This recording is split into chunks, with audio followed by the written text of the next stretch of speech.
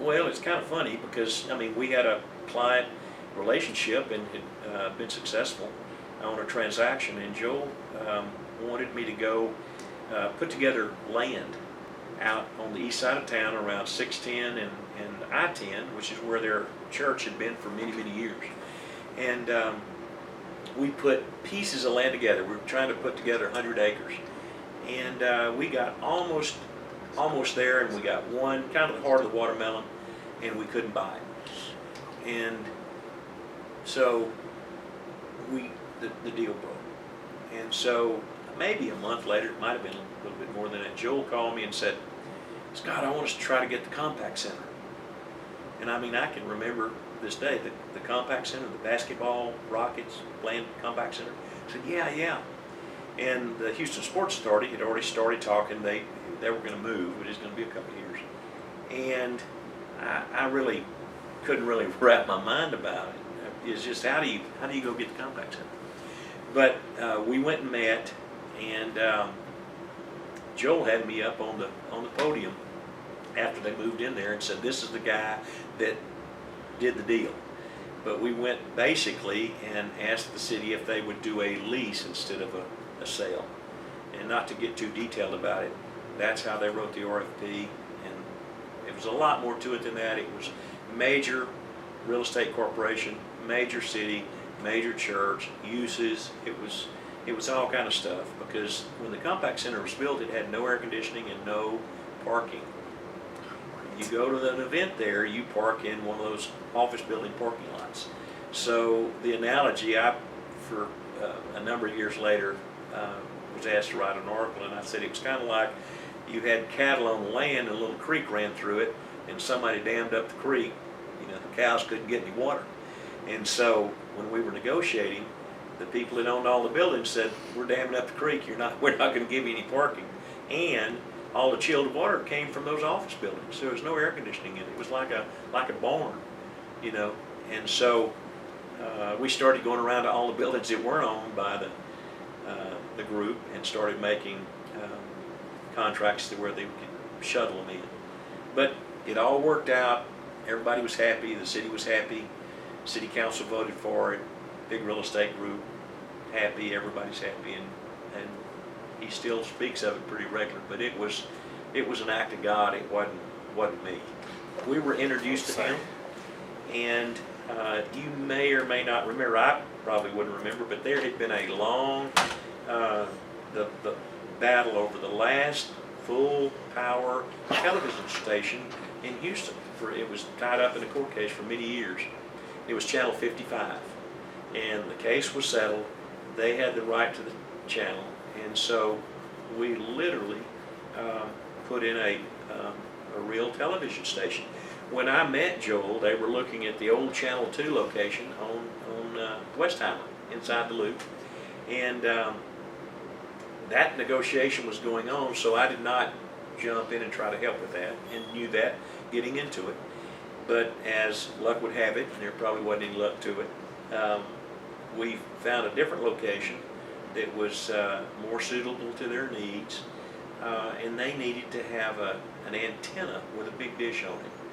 And as luck would have it, about less than 100 yards from this space, a neighbor on the other side of the fence was building a huge antenna, and they were allowed to rent space on that antenna.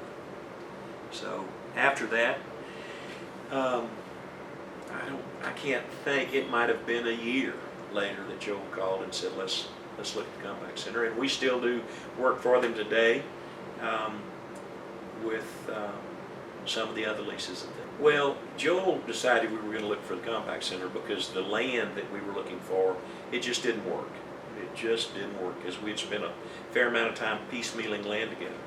And so it was Joel, I think there was an arena or an auditorium in LA that kind of similar thing had happened. It was leased or purchased, I think it was purchased for a different use.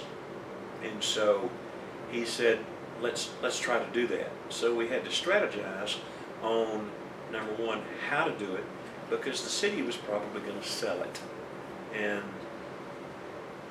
I didn't think we could compete with all the people in the world that wanted to buy 7 acres in the heart of Greenway Plaza. So, but as it ended up, he got it, we leased it. I think we had a 30-year lease with a 30-year option. So it was tied up. But a funny note, after it was all signed, sealed, and it was done, I told Joel, I said, Joel, it won't be too many years, but the city will sell that to you. He said, well, why? Well, I mean, it's tied up. And I said, well, we basically paid the lease up front. So it was kind of like they sold it, but they still had the title to it. And I said, it's gone for 60 years. I said, nobody's going to go buy it from the city and hope in 60 years there's use for it. So I said, yeah, it won't be a year, it might not be 2, but sooner than later they're going to call. And it was about, I don't know, 6 or 7 years. And it wasn't a big splash when it happened. And Joel called me and he said, you're not going to believe it. You're not going to believe it. The city called, they want to sell us the Compact Center, which was Lakewood Church at that time. And today, I mean, they bought it, they own it. So it's a great story and great ending. But it was big real estate, big corporate real estate, big city, and religion all kind of mixed into it. And the tenant called and said, we want you to help us with our lease renewal. We do it every day, we're happy to. Went over and met with them, and they had 3 months left on their lease. They had been in the building 30 years. 30 years. They had a proposal from the landlord. And the landlord, number one, knew the odds were they weren't moving. They'd been there 30 years. And number two, they had 3 months left, so there was no time to move. So the proposal that they gave the tenant before they had a broker was over $2 per square foot higher than their window sticker price on CoStar. And so I just kind of went, ooh, we got a little bit of a challenge here. So we went to the tenant, and he said, we're staying, we're not moving. I said, I'm not trying to move you. I said, but I would really like to know if there was an opportunity to look at another building, would you at least consider it? There's a small percentage. Absolutely. I'm a businessman, absolutely. So we went back to the landlord and we said, guys, you're 30-year tenant, you really kind of, was this a typo? And no, it's not a typo. And they felt pretty good, kind of like they were in the catbird seat that, nothing's going to change. Well, in these leases, if you go past the expiration date, many of them say you're going to have to pay time and a half or double rent. So that's to force the tenant to make a decision. In this particular deal, it was going to be double rent, I think. And so we went out and located a great option for them. Any landlord in town would want a tenant that had been in the same building 30 years. Rent paying tenant, paying rent on time, 30 years. So the new building made an incredible proposal to get them to move. And they said, we'll certainly look at that. I mean, my gosh, it's a whole lot of money saved if we move. And they needed to take more space. I mean, it's a landlord's dream.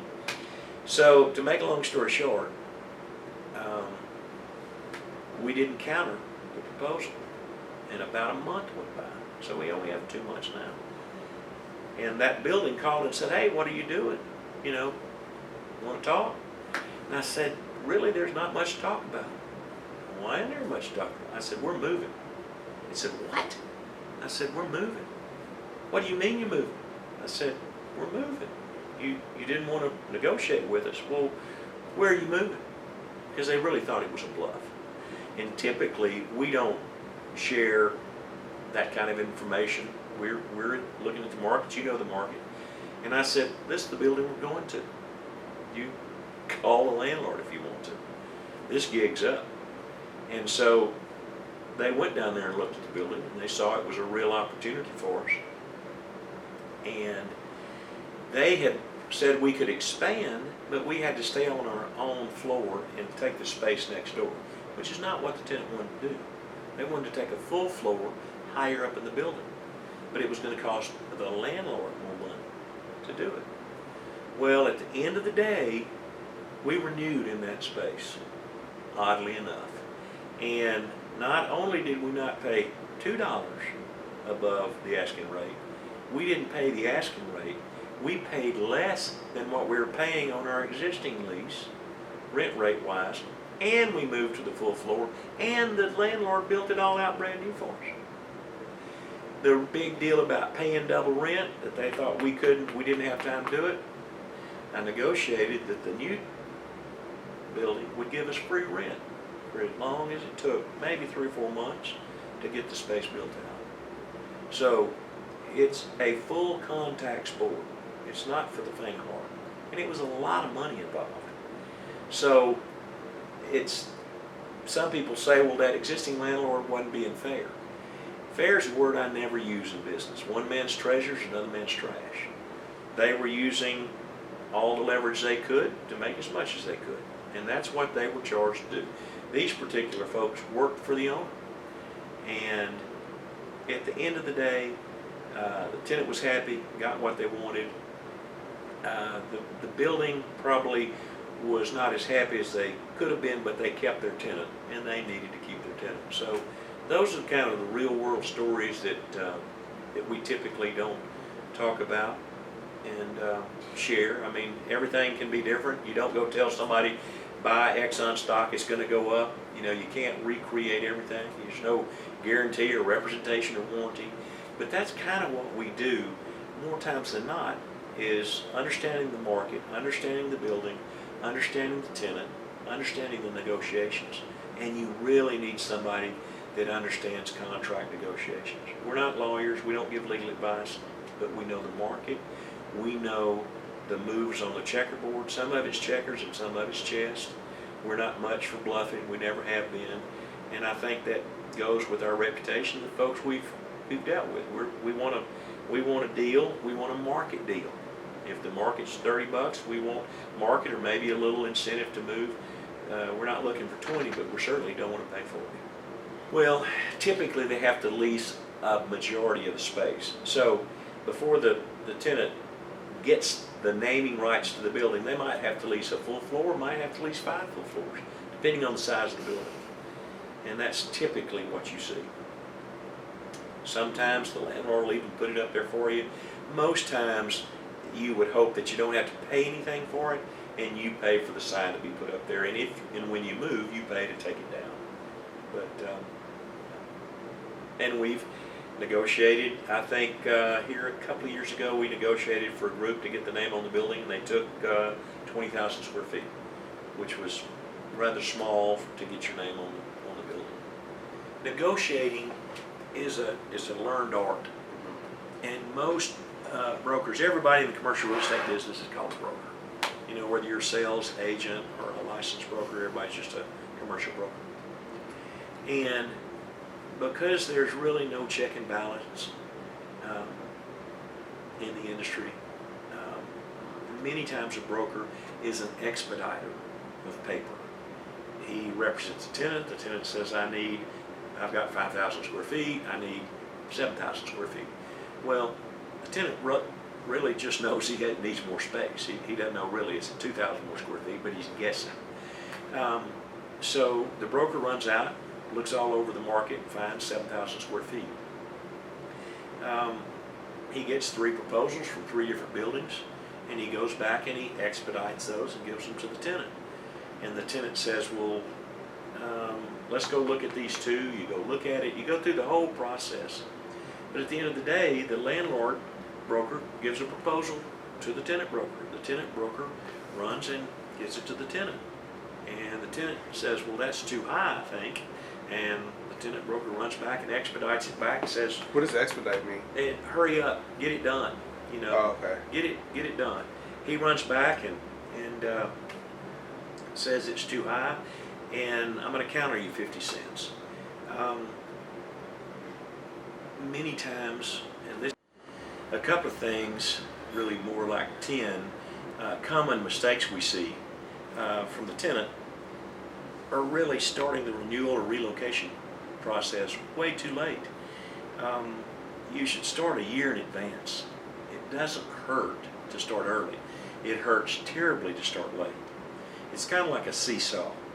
The closer you get to the expiration of the lease, the higher the percentage the landlord is going to renew you. So it's a timeline, and the rate, if you could just imagine, this is where the lease expires. The closer it gets to expiration, the higher the rate goes, because there's leverage, because you're not going to have the time to go out and find it, negotiate it, sign a lease, draw plans, permit it, get a general contractor to build it out, and you move in. So we typically say start looking a year before you need to be in the space, and hopefully sign your document, whether it's a renewal or relocation, 6 months in advance of the expiration. If you can't get it signed then, you still have 6 months to go out and find and negotiate something. So you're not getting in that area where there's very little negotiation with the landlord. Another one is negotiating directly with the landlord. They have professionals that have been doing this for 30, 35 years like we have. They know the ropes. They know how to negotiate. They know what the market is. Typically, the tenant doesn't know they might know the window sticker prices. They don't know what the real deals are. Why this building will give you free rent and the building next door won't. Why the building next door will give you $25 a foot in tenant improvement allowance, the building next door won't. It depends on the life cycle of the building, the ownership timing of the building. Are they trying to sell it? Are they going to hold it for the next 10 years? It's a whole lot that goes into figuring out what the negotiating points will be for a particular building. You have to have the market knowledge of the real deals in the marketplace. Many times the quoted rate is not close to what the rate is when you finish the deal. And again, it depends on timing. Is that building going to go out and get refinanced? Do they need that lease in place to help push it over the edge? There are a lot of things that could determine that. But negotiating without market knowledge is a mistake. Leasing more square footage than you need, it happens every day. When you walk in a building, let's say that you need about 4,500 square feet, for example. And in this building, there's a 5,200 square foot vacant space. It's the closest size space to your need. And you like the building, so you get a space plan drawn. The landlord has their third-party vendor draw space. The landlord is not going to cut 700 square feet off that space, because you can't really lease 700 square feet with what's left over. It might be a little bowling alley or something. So that space planner that's representing the landlord is going to draw your need into 5,200 square feet. What we try to do every time we go out is draw a hypothetical plan and actually figure out, in a perfect scenario, how much square footage does a tenant really need. And typically this is never done. Sometimes brokerage firms say you're just drawing a plan that has nothing to do with anything. Well, we try to think that it has everything to do with what your needs are, not what you're going to be sold when you walk into the building, whether it's 5,000 or 5,200 or 5,600. So many times you can go into a building and there's 10,000 square feet and you say I only need 4,500 square feet, and you can cut it. But because there's existing drywall there, you're going to have to rearrange some of the drywall, typically not all of it. So again, we want to know before we go to the market for a particular tenant and their need, what we're looking for. And it very seldom see a broker walk in with a hypothetical plan saying I need this, this, and this, which is what we're looking for.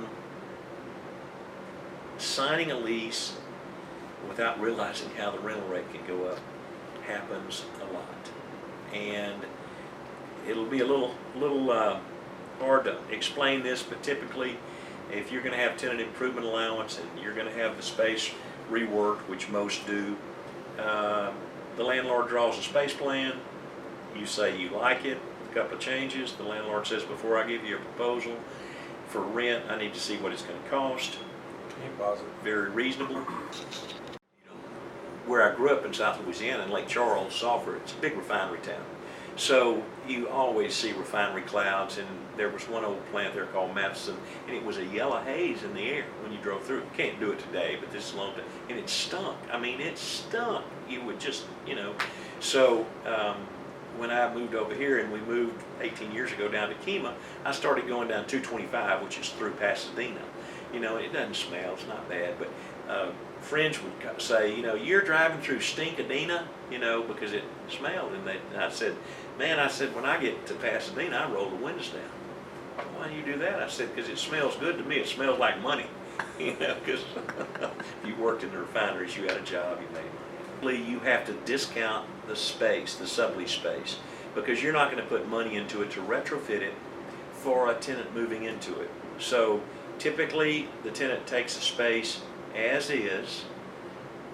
You're going to discount the rate as it compares to the space in the building, and you're going to probably have a shortfall every month, and you're going to have to move and get another space. So ultimately, you're going to have two leases at the same time.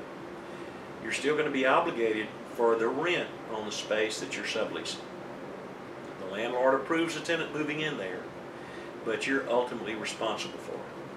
So there is a risk that the tenant moves in, stops paying the rent, and you have to pay both rents. You don't want to ever let that happen.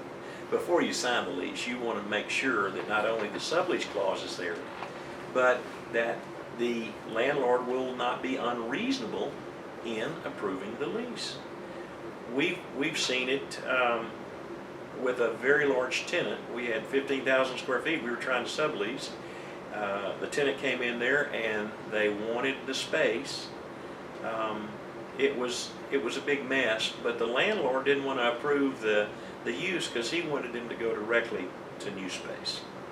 So you really need to look at your sublease clause if you think that's going to be something that could ever happen, and it does.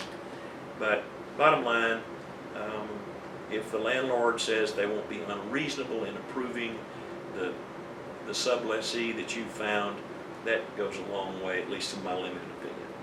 Probably should go out and locate 1, 2, or 3 spaces that you can move into before you sublease the space. While you're trying to sublease the space, you want to prepare for the future. You don't want to wake up one day and somebody say, I'll take it today, I need to be in 1 month, and you have a month to go find a space, sign a lease, and move out. So you kind of want to get your ducks in a row, so to speak, before that happens.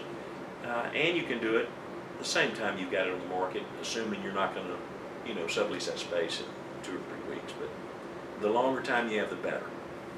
Everybody is very concerned about the square footage in their lease, and they should be. That's what you pay rent on.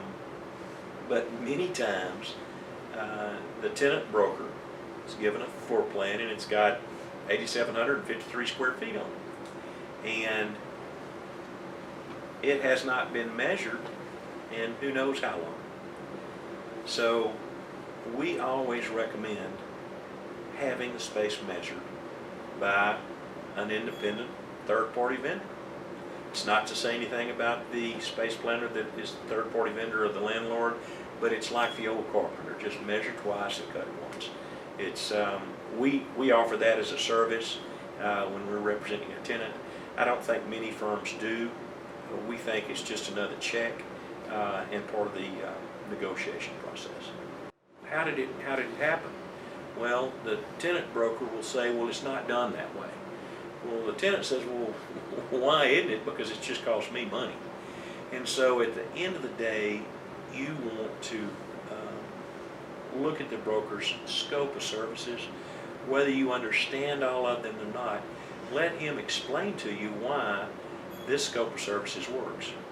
Most of the time, a tenant hires a broker and does not know the scope of services. He's seen a great presentation that's a half-inch thick, and he goes, that's my broker. And many times, he doesn't know what he's really signed on for. or why it's important to do it a certain way. We've always believed that a broker should stay with the tenant until they moved into the space. We're not in the construction business, we're not in the architectural business, but we've worked with architects and general contractors for 35 years. And so we understand some of the mistakes that have been made in this process. And so we think it's our obligation. Even though once the lease is signed, the joke goes, the broker's gone before the ink gets dry. You know, he's going to get his commission and go do another deal. We try to stay through the process because at the end of the day, the landlord has his own broker, the landlord has his architectural space planner, the landlord has the MEP. All these are third-party vendors, but they're being paid by the landlord. So many times when the broker leaves, there's the tenant, and there are about 7 different vendors that are working for the landlord to get this transaction completed. And it gets a little bit lost in the maze, to say the least, if you don't have somebody continuing to stay with you as you move. They don't, because the landlord's hiring them. So typically you will go in and the landlord's broker will send me a space plan of the existing space. Let's say it's 10,000 square feet, it's already been built out. This is what it looks like now. And so the landlord has already hired that third-party architect space planner. So that's who you're going to use. Same thing with the general contractor. More times than not, the landlord has 1, 2, or 3 general contractors that he uses. And that's how it's done. Well, it's not really personal about the landlord. It's really more the services that you're getting. Let's say that it's hot in the building during the summer, and you've emailed and says it's hot and it's not being taken care of. That's really what you don't like. It's not so much the personality of the property manager. And many times you really never meet the owner. You many times don't ever meet the property manager. The landlord. You meet the landlord's broker during the transaction normally, and then you are turned over to the property manager of that building. And that's who you interact with day in and day out. And that management company is probably a third-party vendor as well. You go hire a broker, you tell him you want to sublease the space. You can't go move to another space typically until you get somebody on the hook to sublease the space. Maybe you do, maybe you don't. There are all different scenarios. Maybe you've got 5,000 square feet, you need 15, you've got to have it, you're going to go move, whether or not the space is subleased.